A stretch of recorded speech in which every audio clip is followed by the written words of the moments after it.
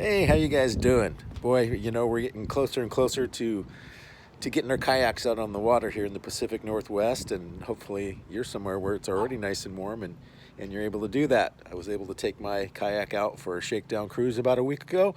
If you watch some of my other videos, you know that I've been working on a few things, but first let me say, sporting my Marine Corps hat today in honor of my dad, who served in the Army, as well as my son, who serves right currently. He did 6 years in the Marines as a scout sniper, and now he is with the 101st Airborne, working towards being a Green Beret. So thank you, pal, for that. Thanks, Dad, and thank you to everybody out there who's a military family or have served. All right, so let's get to it. I promised you that I'd give you a few updates on how my kayak is coming. Again, this is, my task is always to try to do these upgrades as simple as possible. It's kind of a less is more type philosophy.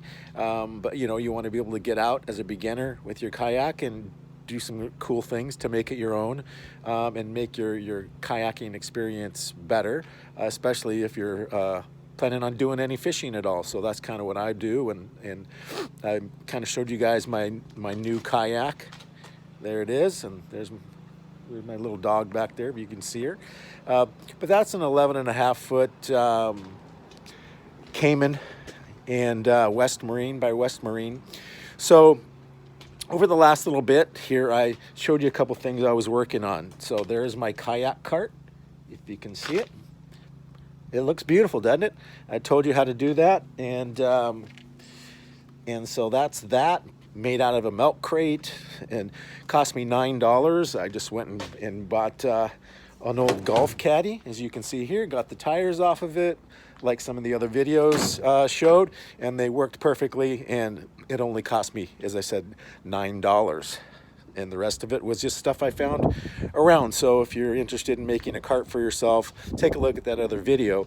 I also let you in on how I added my trolling motor on the back, and so still working on that a little bit, but it's ready to go. It worked perfectly on the shakedown cruise, and so excited to get that out on the water.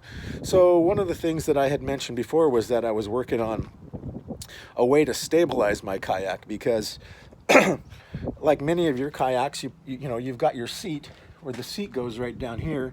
My cushion seat is not in there yet. It's not down. It's stored, but that's where it's going to go. And then right above that, you'll see this place right here, where it looks like you're able to scoot your butt on top of here to get a little bit more elevation, and maybe improve your casting. See kind of where the fish are a little bit.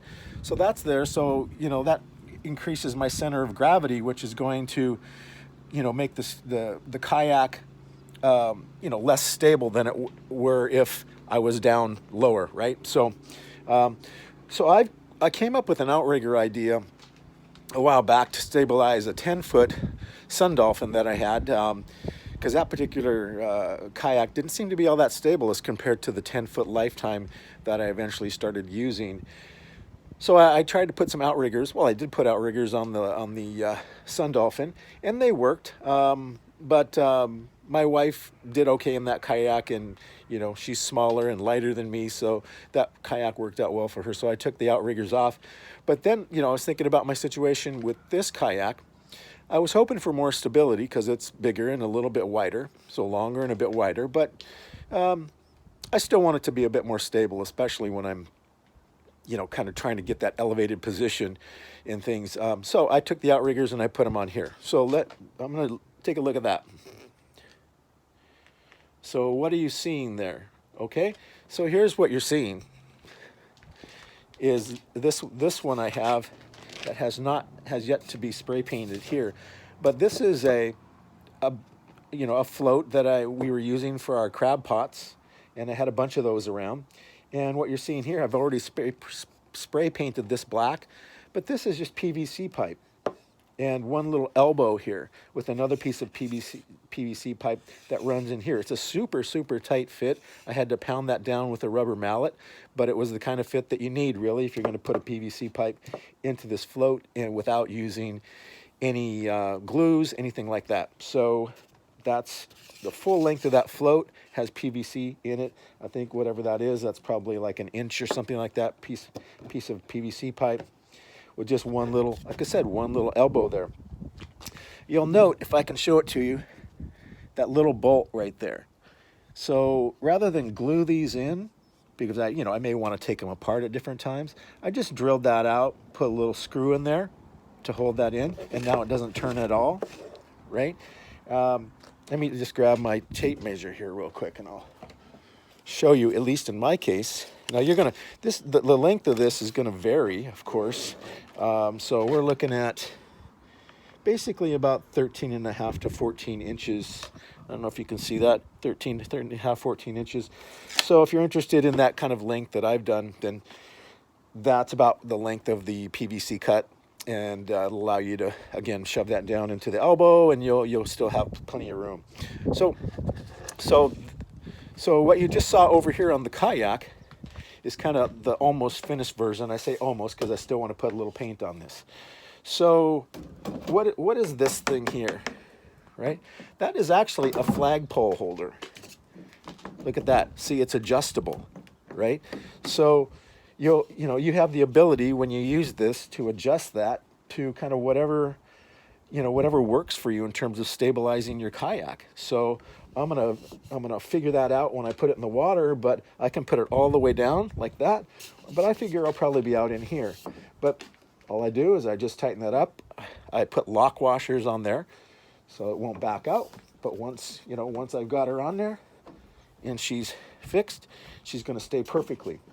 Okay, what I did here, so before I put this in, I put the PVC pipe into the flagpole holder, screwed this wing nut down as hard as I could to leave a mark in the PVC. So I put this, kind of where I wanted it, made sure the float was level to the water, things like this, just was level, pushed it in, turned the wing nut till it left a mark in the pipe, and then I'm going to undo this real quick. I'm going to show you kind of why I did that. So pull it out, then I drilled a hole in it. Because if you don't drill that hole in it, the hole is going to correspond to the wing nut. If you don't do that, what's going to happen, that when you go down and you put this down onto the water, whoops, that's what's going to happen. No, when you put this down into the water, and the float hits the water, it's going to turn upward like this, right? So you can't have that. This must be secure. And so I drilled that in. Just drilled that hole. That way when this wing nut goes in, like so, it's going to be solid. And again, I put a little lock washer here just so that wing nut does not back out. Now, this float, this whole thing is not going anywhere. That's going to hit the water, and it's going to stay right there. And the flagpole, of course, has 4 places for screws. Right now, I just got 2 in, because what I'm going to do is I'm going to find a little thin kind of rubber, almost like a mouse pad, but even a thin, I found this really old thin mouse pad that I'm going to use because it's got a rubbery substance on it. It's made out of a rubbery substance. I'm going to cut it in this square, just slide it under there as a cushion / seal. I don't think it's going to need to be sealed. Once those 4 screws on there, it's going to be pretty darn tough. So anyway, that's what I did. Again, it didn't cost me probably more than a couple bucks, all I needed to buy. I mean, I had all this stuff really around, like, right, an old, maybe a 4-foot piece of PVC, or, 5-6 feet of PVC. If you don't have it around, that's cheap to buy at the store. If you don't have a float around, get on Craigslist and look, and you'll find cheap stuff there. The flagpole holder was probably $5 or $6 at, the dollar store or someplace like that. And then, of course, spray paint it whatever color you want. So that's what I'm going to be doing here in a moment, is sliding down to the store and getting myself some spray paint to finish up that other float, and I'm going to be styling on the water. I'll let you know how that goes. Oh, and just by the way, last time I did a video, I hadn't put these in yet. I told you that I was going to put these in, these rod holders on the side of the kayak, even though it comes with the OEM ones.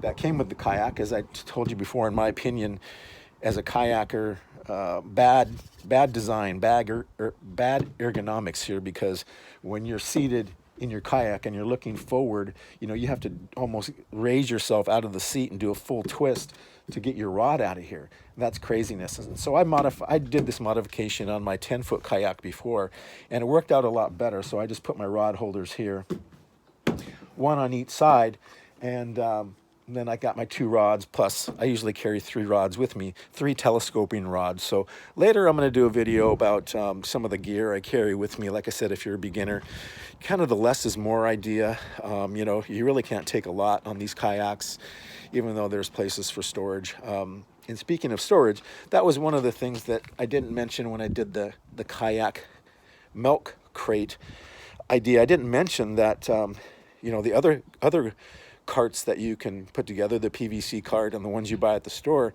they don't allow you to pull anything, to store anything. Obviously when you're using a cart,